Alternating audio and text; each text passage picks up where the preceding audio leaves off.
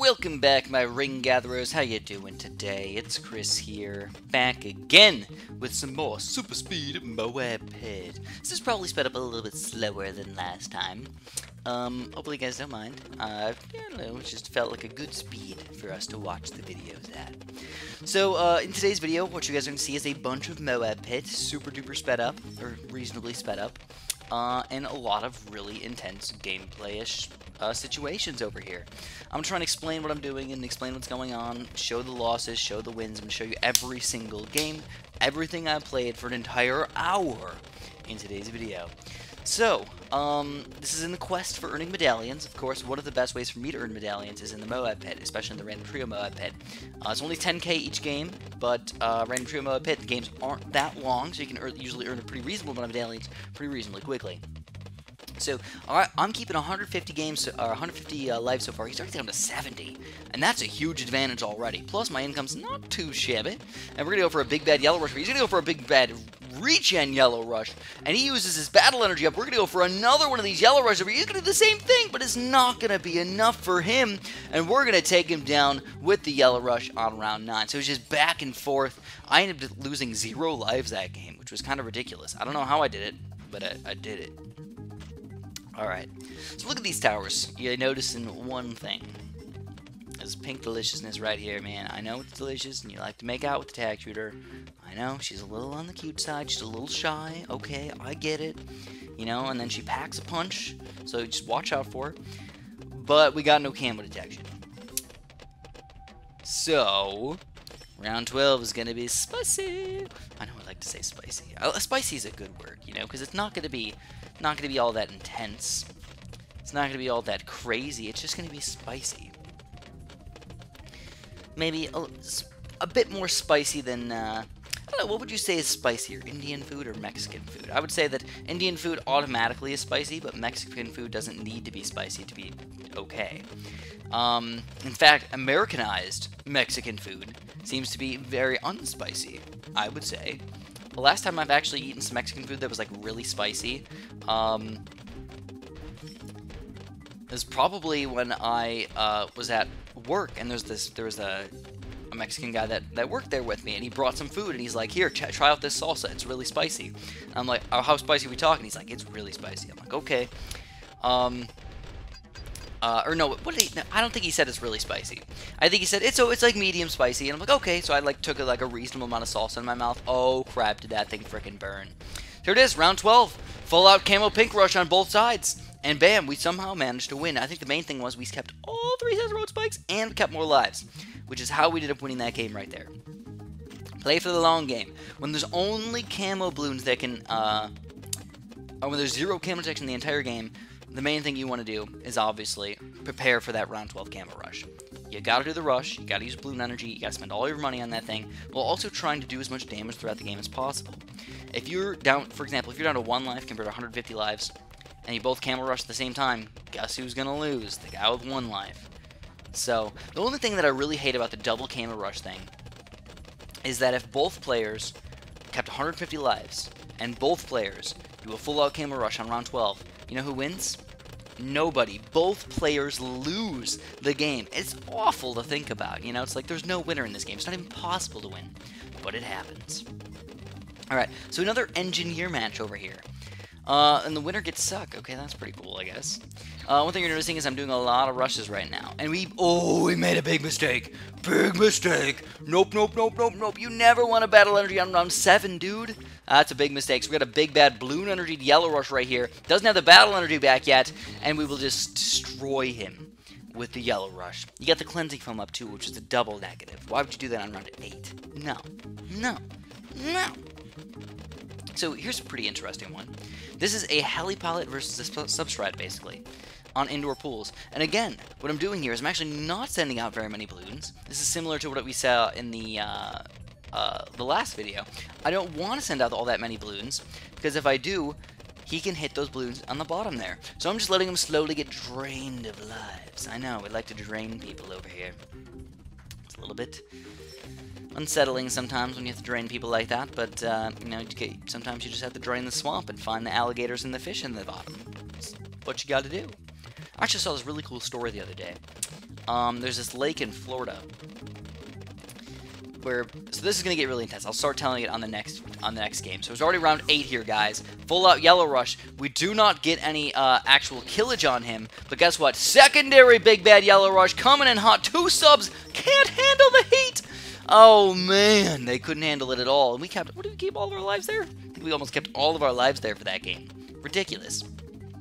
Anyways, I saw there's this really cool lake in Florida where it gets really deep, like, you know, like I'm not talking just like, oh, a couple feet deep. I'm talking about like 10 feet-ish, 15 feet-ish deep. So it's like a pretty sizable pond lake thing.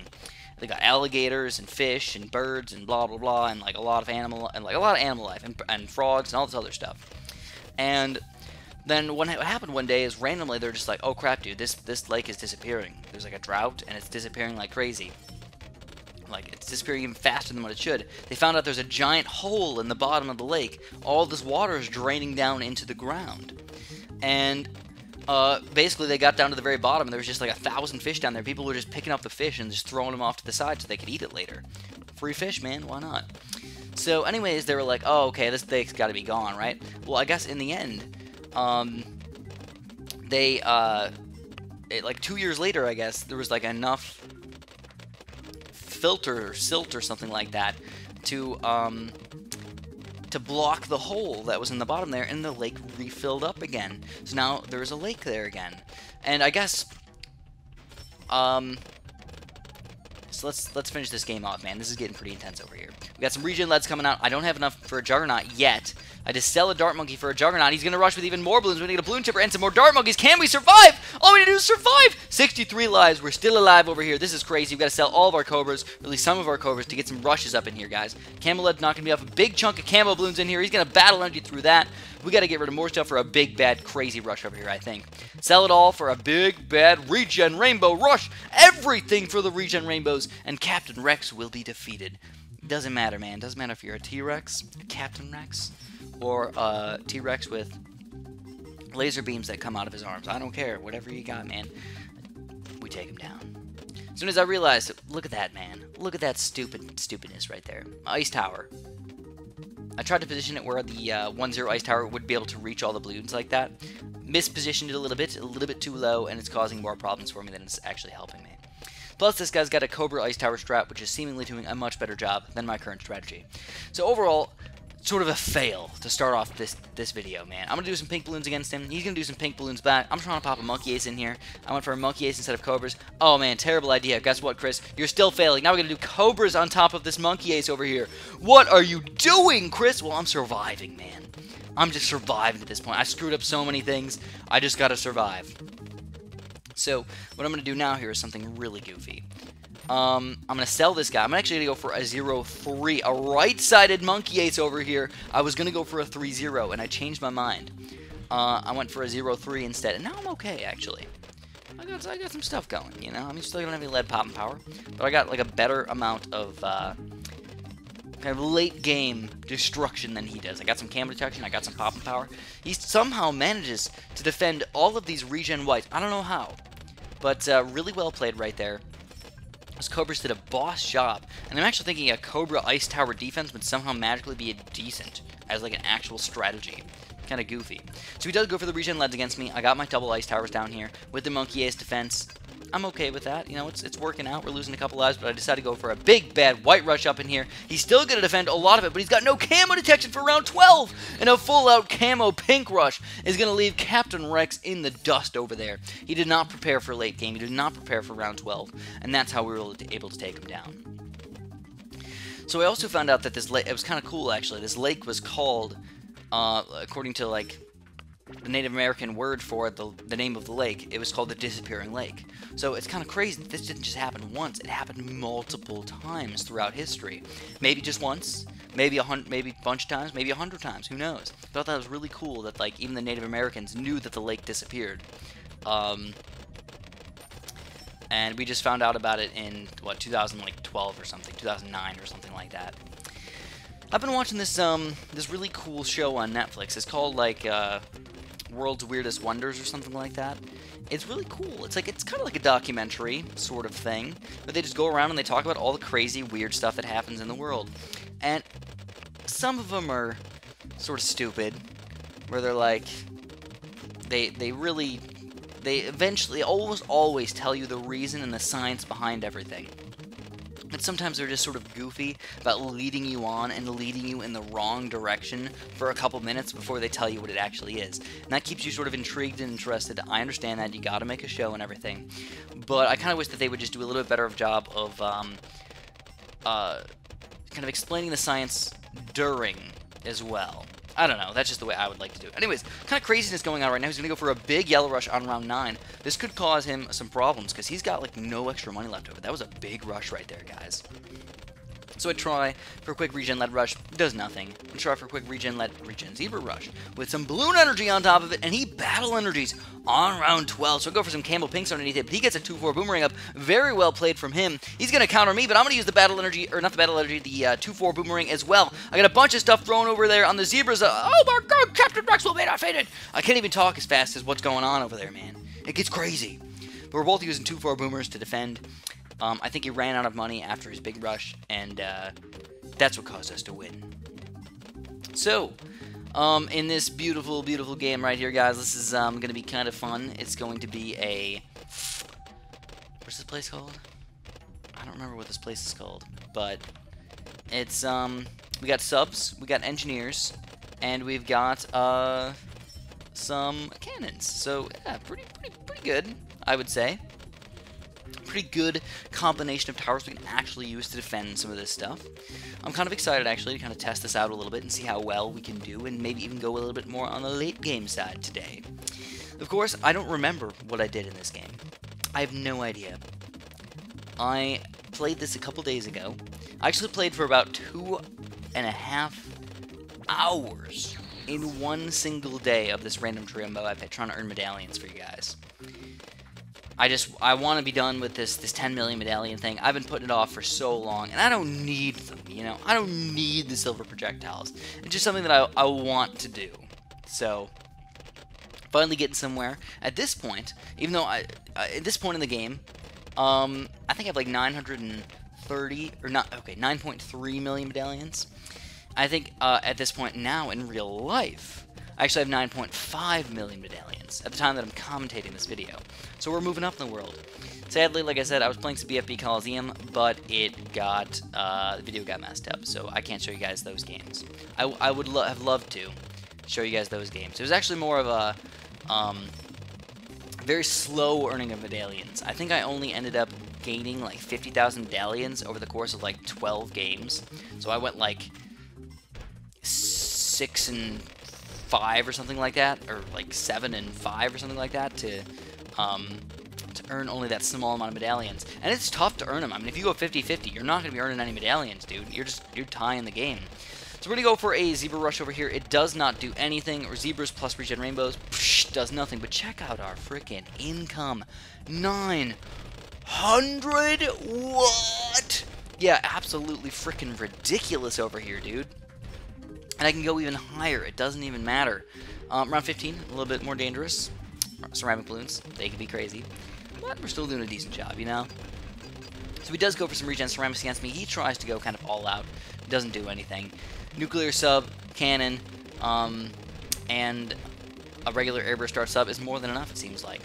So I think it's going to go pretty reasonably late game. I don't know if we can do just like a quick Moab or two and just sort of sneak him through his defense, but I'm going to prepare for a Moab, of course. I'm going to get my airburst starts, see if we can save up some money and get ready for this Moab rush. Come on, do a Moab. He doesn't have very much defense. I don't know if he just didn't prepare for this or what. What is he doing over there? So we get another one on our side, and he gets the ballistics missile up. He might defend this first Moab, but I think we might have to go for another one. What do you guys think? Another Moab. His battle energy. Oh, he lost down to 24 lives. Holy crap over there, dude. We got another one of these guys coming out with some extra ceramics to hopefully sneak through over here. And it looks like we will sneak them through. I don't know what he was thinking. He had like no Moab popping power. His nuclear sub is not going to stop a Moab at all. So now we get another sort of interesting combination of towers over here. We got Dart Monkey, Boat, and Monkey Ace. The one thing I like about Random Trio Moab Pit is the fact that I rarely, if ever, get the same towers on the same map. It's just like every game, no matter what, is going to be different. Even if, like a lot of times when I play on certain maps, I pick the same exact towers. Almost every time, just like clockwork. Pick the same things. I'm like, this is good. I know this is good. I know this is good. So I sort of just know like 1 or 2 strategies per map, and maybe I'll deviate from the norm a little bit every once in a while. This was math class. Deviate from the norm a little bit. Probability and statistics. Might pull an outlier out of my butt. Who knows? But in most situations, I don't want to do that. I want to just stick with what I know. I want to win some games. So that's what I usually do. Anyways, one thing you're noticing about this map is that the boats are decent, but they are not doing as good as the dart monkeys. Yeah, that's one thing to note. Dart monkeys seem to be a better tower on this map.